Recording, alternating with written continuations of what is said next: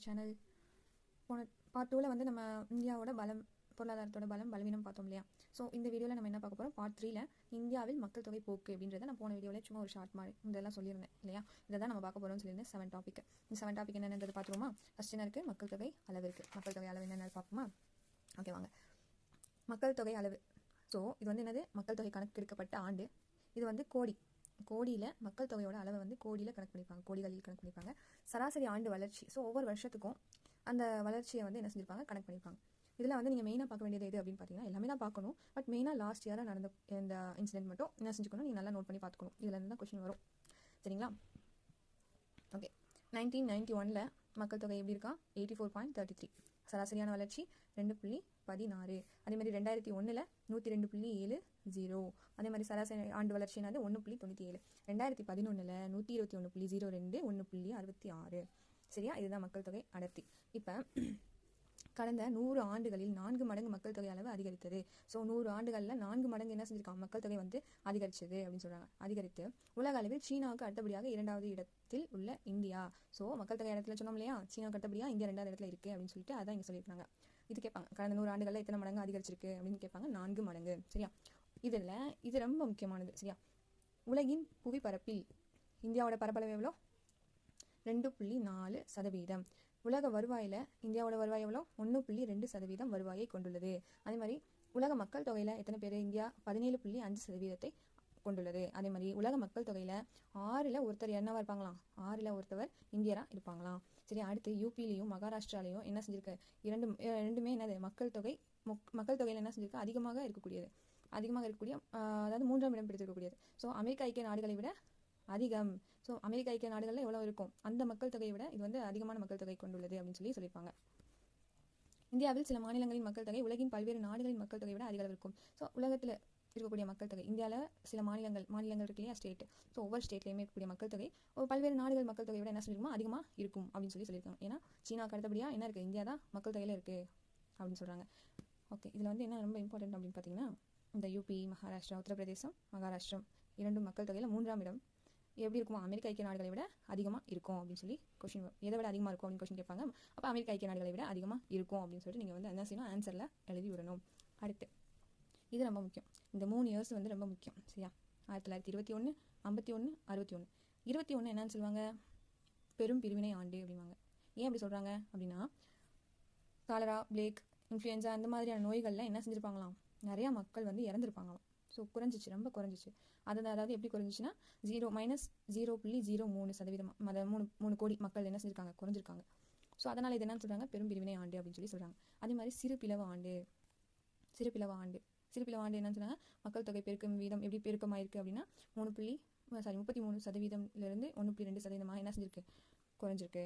அதே மாதிரி 61ல் மக்கள் தொகை வெடிப்பு ஆண்டு அப்படின்னு சொல்லுவாங்க. அதிகமான மக்கள் தொகை வர ஆரம்பிச்சிட்டாங்க 61ல். அதனால என்னன்னு சொல்லியிருப்பாங்க, வெடிப்பு ஆண்டு அப்படின்னு சொல்லியிருப்பாங்க. 61 உயர்வு வீதம் 1.96%லேருந்து 2% என்ன செஞ்சிருக்கு, அதிகரிச்சிருக்கு.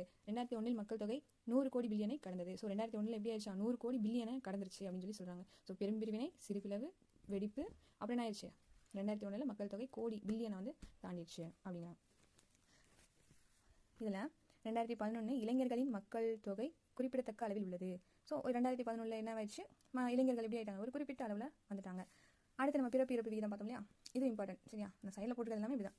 பிறப்பு இறப்பு விகிதம் அப்படின்னு பார்த்தா 1000 மக்கள் தொகைக்கு பிறக்கக்கூடிய குழந்தைகளோட எண்ணிக்கை என்னன்னு சொல்கிறாங்க, குழந்தை பிறப்பு விகிதம். 1000 மக்கள் தொகைக்கு இறப்பவர்களோட எண்ணிக்கை என்னன்னு சொல்கிறாங்க, இறப்பு விகிதம். அவ்வளோதான். அடுத்து ஏதாவது பிறப்பு விகிதம் இறப்பு விகிதம் கொடுத்துருக்காங்க. இல்லை நீங்கள் லாஸ்ட்டாக இருக்கு இல்லையா, 2011 டேட்டா மட்டும் என்ன செஞ்சுக்கோங்க, நோட் பண்ணிக்கோங்க.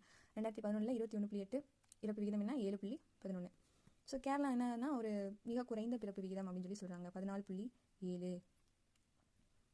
யூபி, உத்தரப்பிரதேசத்தில் எப்படி இருக்குமா, அதிக அளவு பிறப்பு விகிதம் வந்து இருக்குமா, 29.5. மேற்கு வங்காளத்தில் 6.3 இறப்பு விகிதம் சொல்லி, இது 2 பிறப்பு விகிதம், இது இறப்பு விகிதம். ஸோ என்ன செய்வாங்க, பொறுத்துகளில் பிறப்பு விகிதம் சொல்லிட்டு கலந்து கொடுத்துருவாங்க. அது என்ன செய்யணும், நீங்கள் கரெக்டாக பார்த்து குறிக்கணும். ஸோ மேற்கு வங்கத்தில் எத்தனை, 6.3, இதுவும் மேற்கு வங்கம். ஸோ இறப்பு விகிதம் அது என்ன விகிதம், எத்தனை சதவீதம், அதே மாதிரி எந்த இடம் அப்படின்னு சொல்கிறது வந்து ரொம்ப முக்கியம். இதுதான் நீங்கள் பொறுத்துக்கல டேட்டா இப்படி தான் பார்க்கணும். நீங்கள் ஒரு சென்டென்ஸாக வந்து படிக்கக்கூடாது. மேற்கு வங்கத்தில் 6.3, அப்போ இறப்பு விகிதம் ரொம்ப குறைந்த இறப்பு விகிதம். ஒரிஷாவில் 9.2. சரிங்களா, 9.2 அதிக இறப்பு விகிதம். ஸோ அதோட அதிகமாக இருக்கு இல்லையா. ஸோ இறப்பு விகிதம் என்னது, அதிகம். 2001 2011 பீகார் வந்து அதிக மக்கள் தொகை கொண்ட ஒரு இடம். சரியா. 10 ஆண்டுகளில் 10 ஆண்டுகளுக்கு ஒரு என்ன செய்வாங்க, மக்கள் தொகை கணக்கெடுப்பாங்க. சரியா. ஸோ 2011 இது அதிகமாக இருக்குது, பீகார் தான் அதிக மக்கள் தொகை கொண்டது. கேரளா என்ன செஞ்சது, குறைந்த பிறப்பு விகிதத்தை கொண்டது. இது ஒரு என்னது ரொம்ப இம்பார்ட்டன்ட். அதே மாதிரி பீமரு அப்படின்னு சொல்லுவாங்க. பீமரு அப்படின்னா பிஐனா பீகார், எம்ஏனா மத்திய பிரதேசம், ஆர்னா ராஜஸ்தான், யூனா உத்தரப்பிரதேசம். இந்த 4 மாநிலங்களும் என்னது அதிக மக்கள் தொகை கொண்ட மாநிலம். சரியா. பீமரு ஞாபகம் வச்சுக்கோங்க, அதிக மக்கள் தொகை கொண்ட மாநிலம். 4 மாநிலம். சரியா. எதுன்னு கேட்பாங்கப்பா. சரி, அடுத்து மக்கள் தொகை அடர்த்தி. மக்கள் தொகை அடர்த்தி எப்படி கனெக்ட் பண்ணுவாங்க, மொத்த மக்கள் தொகை டிவைடட் அப்பகுதியின் நிலப்பரப்பு. இதுவும் முக்கியம். சரியா. மக்கள் தொகை அடர்த்தி என்பது ஒரு சதுர கிலோமீட்டர் பரப்பளவில் வசிக்கும் மக்களின் எண்ணிக்கை. ஒரு சதுர கிலோமீட்டரில் இருக்கக்கூடிய மக்கள் வாழ்வாங்க இல்லையா, அந்த மக்களோட எண்ணிக்கை தான் என்னன்னு சொல்லியிருக்காங்க, மக்கள் தொகை அடர்த்தி அப்படிங்கிறாங்க. நிலம் மனித விகித அளவை குறிக்கிறது. ஸோ அந்த நிலத்தையும் மனுஷங்க எத்தனை பேர் இருக்காங்க அப்படிங்கிறத குறிக்குது. மக்கள் தொகையானது மக்கள் தொகையின் அடர்த்தி அதிகரிக்கிறது. மக்கள் தொகை என்ன செய்யுது, மக்கள் தொகையை வந்து அடர்த்தி என்ன செய்யுது, அதிகரிக்குது. ஸோ அதை கணக்கு பண்ணக்கூடிய ஃபார்முலா தான் இது. மக்கள் தொகை அடர்த்தி மொத்த மக்கள் தொகை பை அப்பகுதி நிலப்பரப்பு. ஸோ மக்கள் தொகை அடர்த்தினா என்ன அப்படின்றத வந்து பார்த்தோமா, ஃபார்முலா பார்த்தோம். ஸோ அது எத்தனை ஆண்டுக்கு ஒரு சதுர கிலோமீட்டருக்கு எவ்வளோ அப்படின்றத கொடுத்துருக்காங்க. 2011 என்னது 382. சுதந்திரத்துக்கு முன்னாடி 100க்கும் குறைவான மக்கள் தொகை. அதுக்கப்புறம் 1951 117 என்ன செஞ்சிருச்சு, அதிகமாகிடுச்சு. அதுக்கப்புறம் 2001 என்ன ஆயிடுச்சு, 382 என்ன செஞ்சிருக்கு, அதிகரிச்சிருக்கு. ஓகேவா. 2011 இது ஓகே. ஸோ அதிக அடர்த்தி கொண்ட அடர்த்தி அதிகமாக இருக்கக்கூடிய இடம் எதுன்னு பார்த்தீங்கன்னா கேரளா, மேற்கு வங்காளம், பீகார், உத்தரப்பிரதேசம். இந்தியாவின் சராசரி அடர்த்தியை விட மக்கள் தொகை மிகுந்து காணப்படுகிறது. ஸோ இந்த இடத்துல தான் என்னது, இந்தியாவோட சராசரி அடர்த்தியை விட மிகுந்து காணப்படக்கூடிய இடம் கேரளா, மேற்கு வங்காளம், பீகார், உத்தரப்பிரதேசம். சரி, இது ரொம்ப முக்கியமானது. சரி, அந்த 4 டேட்டாவும் முக்கியமானது. ஃபர்ஸ்ட் என்னது, பீகார் வந்து அதிக மக்கள் தொகை கொண்டது பார்த்தோம் இல்லையா, அதாவது எத்தனை அப்படின்னு பார்த்தீங்கன்னா ஒரு சதுர கிலோமீட்டருக்கு 1102.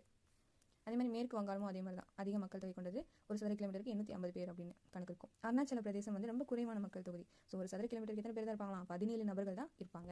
ஸோ இதெல்லாம் ரொம்ப இம்பார்ட்டன்ட் பார்த்துக்கோங்க, எத்தனை சதுர கிலோமீட்டருக்கு எத்தனை பேர் இருக்காங்க.